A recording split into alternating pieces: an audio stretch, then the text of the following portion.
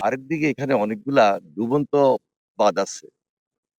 এই ডুবন্ত বাঁধগুলা প্রতি বছরই রিপেয়ার করতে হয় এবং এই রিপেয়ার করার কারণে আমাদের এই অঞ্চলে উৎপাদিত শস্য অনেক বৃদ্ধি পাচ্ছে এবং বাংলাদেশের যে আ খাদ্যে একটা স্বয়ংসম্পূর্ণতা অর্জনের ক্ষেত্রে এটা সহায়ক ভূমিকা রাখছে এই অঞ্চল।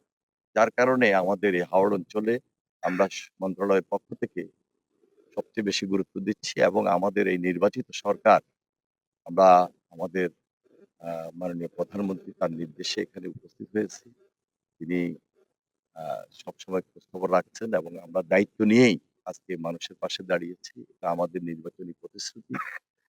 আমরা প্রতি বছর যেন এই কাজগুলা সুন্দরভাবে হয় এবং সম্পূর্ণভাবে দুর্নীতিমুক্ত আমাদের এই অঞ্চলটা যেন থাকে, সেদিকে আমাদের সবচেয়ে বেশি নজর। যে কথাটি আপনি বলছিলেন, প্রায় যে এই সমস্ত বাদ দিতে গেলে অনেক দুর্নীতি এখানে ছড়িয়ে পড়েছিল। এটা যেন ভবিষ্যতে না হয়, সেখানে আমরা জিরো টলারেন্স নিয়ে আসার চেষ্টা করছি। আমাদের ডিপার্টমেন্টে যারা আছেন এখন থেকে সতর্ক অবস্থানে থাকবেন, সজাগ থাকবেন।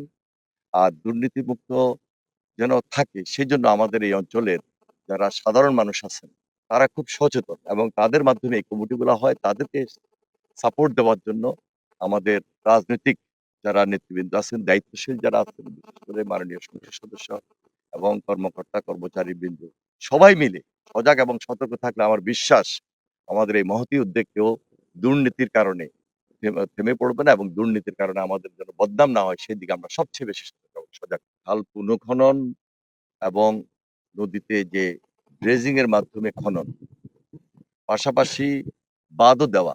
এটা আমাদের সবচেয়ে বড় দায়িত্ব এবং এই মন্ত্রণালয়ের মাধ্যমে আমরা চেষ্টা করছি যে সাধারণ মানুষের জন্য যেটি খুব বেশি সহায়ক, জনগুরুত্বপূর্ণ, সেই দিকে নজর রেখে আমরা এই কাজগুলাকে সম্পন্ন করব।